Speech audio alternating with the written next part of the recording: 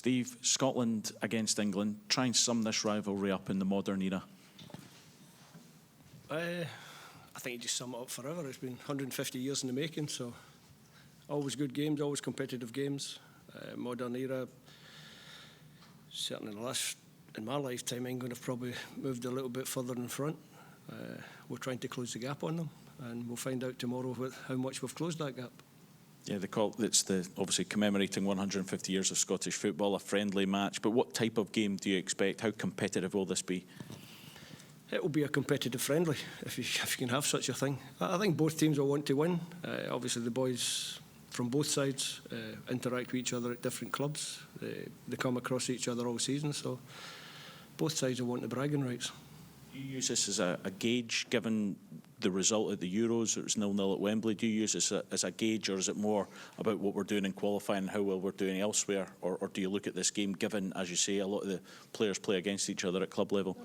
We try to take out of this game what we need to take out it. So I've got some things that I want to see on the pitch.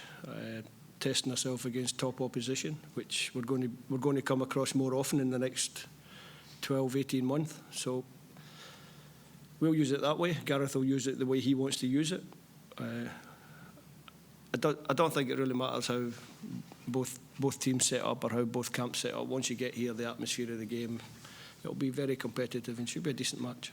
You'll be able to tell me, but you live in England, how Scottish football is perceived, and given that, then, do you use this game to maybe prove points about how well Scotland are doing? No. I've lived in England more than half my life. I've got English children, English grandchildren. I'm comfortable down there. I tend not to read any sort of nonsense about comparing the two levels of football.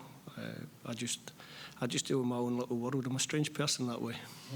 You're doing well so far. Can I just ask you about Elliot Anderson, because there was quotes from Gareth Southgate saying that he likes the player and it seemed to be leaving the door open for him to potentially join England. What do you make of that, first of all? Yeah, we like the player as well, so Elliot will still have that choice to make. Is that going to be one that you will actively pursue him and ask him, or is it all about the player being comfortable about joining Scotland? When I come out of this camp, I'll look at what we've done, what we've had, what's occurred over this camp. We'll do a debrief on it, and then we'll shape what we do from there. On a similar theme, Steve, is Harvey Barnes one that you're looking at or hoping that will transfer allegiance or state his allegiance for Scotland? Probably the same comment, is to think about that after. We want the best players we can possibly get. If they're eligible for Scotland and they've got a chance to play for us and they can improve the squad that I've got, which is not an easy thing to do. And I get all the story around it because we're playing England, so you want to speak about Elliot, you want to speak about Harvey. I quite like speaking about the boys that I've got because they've put us in a really good position and they deserve a lot of credit for that. Absolutely. On which note, where do you see the level? You talked about closing the gap. The run that you're on, the level that you're playing at, in your mind, where is the gap or the level between Scotland and England right now? Don't know. Find out. I think for us is just to try and continue to improve. I speak about it all the time, game to game, performance to performance. Obviously, we played well in Cyprus. We had a good, comfortable evening. And now we see what we can do against a team that's nominally a pot one team, always in the later stages of major tournaments. That's the benchmark we want to judge ourselves against. So we'll find out tomorrow night how close we are. Can I ask what it would mean to you personally to continue your winning streak against England here? Wouldn't matter who we're playing against, it would be nice to continue a winning streak. The longer you can go on a winning run, the better everybody feels about themselves. I think when you walk around and I don't do it very often because I don't live here, but if you walk around the streets of Scotland just now, I think there's a feel-good factor around the place. So the longer we can keep that going, the better. And that feel-good factor, of course, is tied in to your imminent, one hopes, qualification for the Euros. How are you going to monitor things in Norway? Will you be aware of what's going on? I think the crowd might keep me up to date. I won't be monitoring it. I'll be watching the game. As the game unfolds on the pitch, that's my job. It's not to worry about what happens elsewhere. I'm glad you think it's imminent. In my head, it's not imminent. It's still a long way away until you're actually over the line. I've been in situations before as a coach or a manager where you're trying to achieve a target with a club, and sometimes the last step's the longest one. So we'll just focus on the game tomorrow night, and what happens elsewhere happens. One last one from me. Sometimes in these kind of prestigious occasions, when you've got the smaller team against the bigger team, you know, they can get a little bit sort of overwhelmed. Do you think England will cope okay with their status as underdogs? No comment.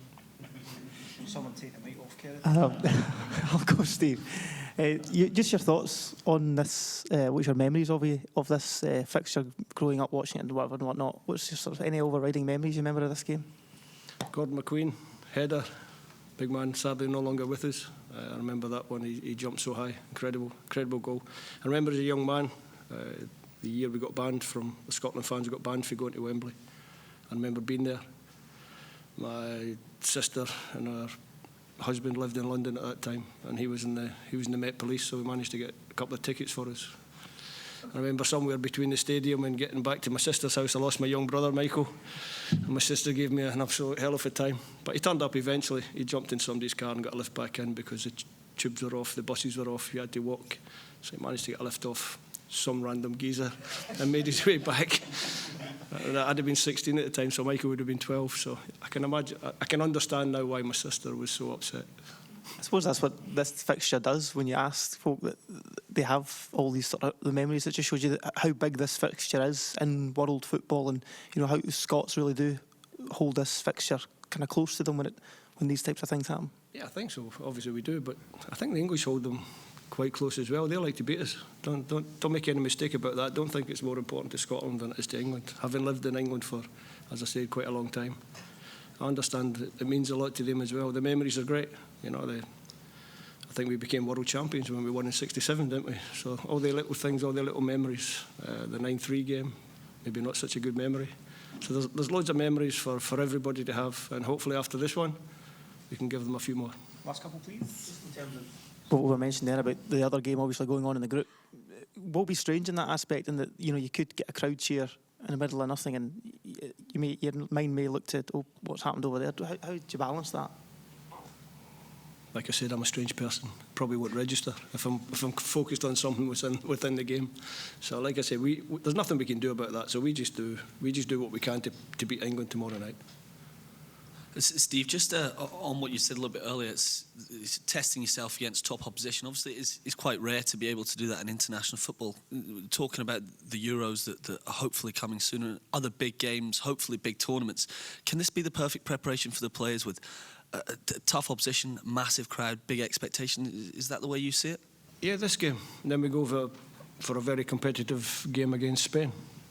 And then we play France in a friendly match. And then next year after, hopefully we've been at the Euros, Euro 2024, hopefully we've been there. We go into a Nations League group against another 3 of the top European sides. So this is where we're at as a squad, as a team. And this is where you have to challenge yourself and you have to get better. I believe that the more you play against the top sides, the better you become. You might suffer a little bit at times, but if you suffer in the right way, you can only improve. Steve, in your first squad that you named, you had 5 players playing in the English Premier League. Now, if you look at it, you've got 10, some playing in Italy, some playing in Spain. Do you think the form we've seen over, especially the last 6 months, is a direct benefit of those players playing at the very top level every week? It's a mixture of a lot of things. It's an evolution of a group of young men that have grown up. We've managed to keep most of them together. When I first came in, I spoke about the number of caps a lot of them had. Thankfully, I think I've identified the right ones to continue to cap them at international level, become more and more experienced. I think this camp, if depending on circumstances tomorrow, I could end up handing out a couple more 25 cap medals. Carl McGregor's now over 50.